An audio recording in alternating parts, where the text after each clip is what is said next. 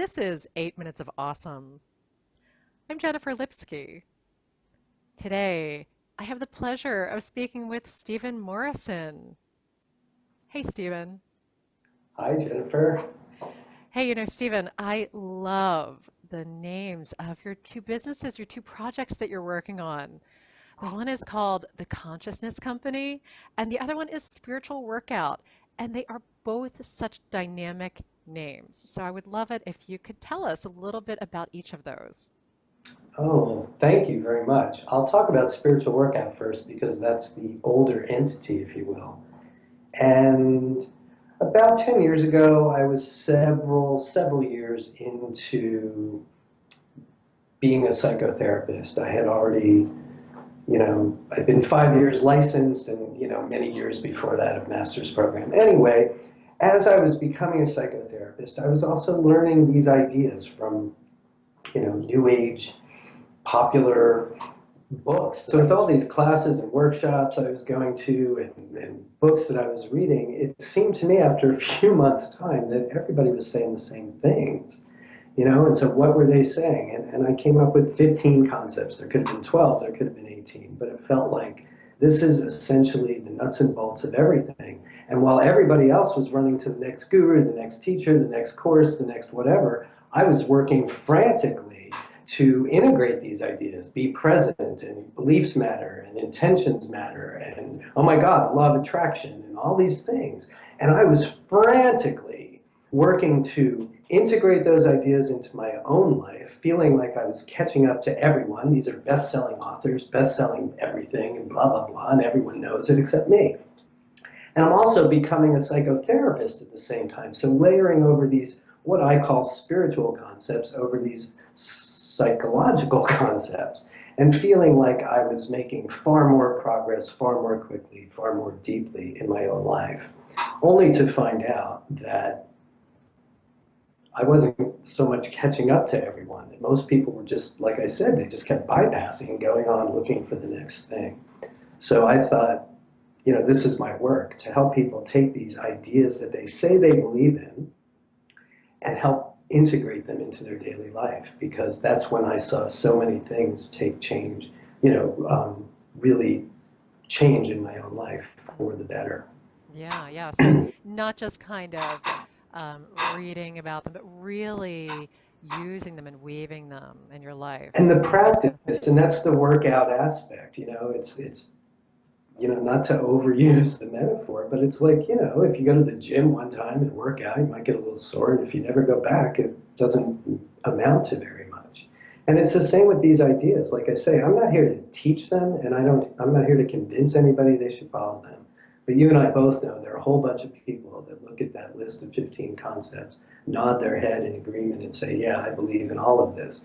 And those are the people that, for the most part, also are not so great at practicing. So spiritual workout is a place to really practice. And all we do is work with whatever's going on in your life.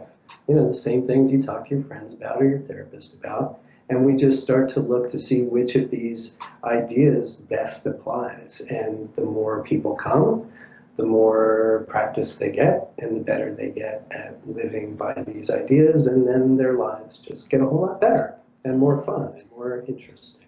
It sounds extremely valuable, and it sounds like people can really experience profound growth and transformation and really, maybe grow into that best expression of themselves. But it does take work and practice. You're absolutely right. Well, and of course, that's the whole idea, and I'll be the first to say it's not the only way to do it. But what I love about this practice is that it draws ideas. These ideas are rooted everywhere, in every major religion, in every major spiritual discipline. They're not new at all, you know, um, and they've been around forever. So I really often think of spiritual workout as just back to basics.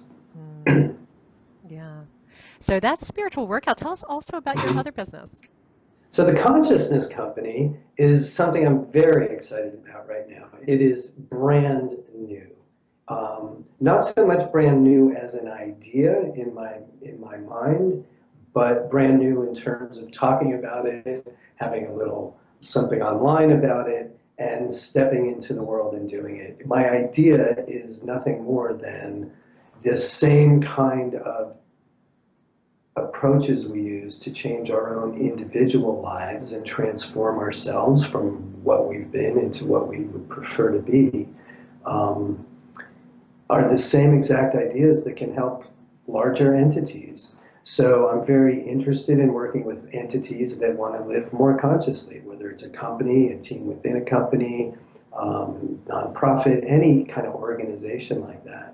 But I also want to look at some of our greatest issues in society, like, for example, homelessness. That too is caused by deficits of consciousness, just on a large scale. So the exact same ideas that I work with in the spiritual workout world, I think apply collectively as well. So I'm really excited to be wading into that issue right here in San Francisco and just starting to talk to people who are involved in this issue and kind of skim some people or attract people in who kind of can appreciate what's going on here. That perhaps with everybody focused on the problem all day, every day, all day, every day, nobody holding a vision for what it looks like when everybody's housed is a big deficit of consciousness and also rather simple. And also the beliefs we have about there will always be homeless among us and it's too big of a problem and it's not my problem, things like that. So when I can reach enough people and talk to them about it, who among us can hold this vision for what it's like when everybody's housed and what beliefs do we have to change, which is the exact same work we do individually, then we can do it. So the Consciousness Company is in existence now to tackle things like that. Those are very strong and important messages, things for us to absolutely be aware of, individually and as communities and as a society as a whole. So I'm curious where you draw your inspiration for these projects. Inspiration is an interesting word. So one of the 15 concepts I work with is listen to inspiration. And that part of us, the being part of the human beings that we are, our soul, our intuition, our gut, whatever you want to call it. And so in my own life, I made a choice. And yet what keeps me going is just that, listening to my own inspiration. This is what I'm here to do, some sort of consciousness work with people and society. And I know that because of how excited and enthusiastic I get when I think about it and talk about it. And frankly, for me, there's nothing else that interests me. So what keeps me inspired is my inspiration, I guess. Okay, And, yeah, absolutely. and It's like stoking the fire that's within you. The yeah, inspiration keeps you inspired and keeps you inspired. and getting better and better at listening to it and trusting it and knowing the difference between, it's essentially the difference between head and heart, right? And Mm, so I just reached a point where I'm not going to do anything unless it's coming from my heart. mm. And all that's coming from my heart with regard to my work is spiritual workout and consciousness company, which is what it looks and feels like today and whatever it may morph into, as I say, in the coming minutes, hours, days, weeks, months, and years. Mm. But that's where it sits today. Yeah, yeah, we are always evolving moment by moment. And in those moments, we have joys and challenges all the time. So I'm curious to know how you stay strong in tough times through those challenging times. It all comes back to my practice, which is the spiritual workout practice, which are these 15 concepts. They just keep me in alignment with what's true and my true self. And it sounds so airy-fairy, but when I'm really in the thick of things, there are so many ideas and concepts that I work with. First of all, I take responsibility. I'm not the victim of anything. However I got here is nobody's fault, including mine. I'm just here. But take responsibility is one of the tools of spiritual workout, one of the ideas. I'm always looking at beliefs. What beliefs do I have that have created this thing that I'm not liking?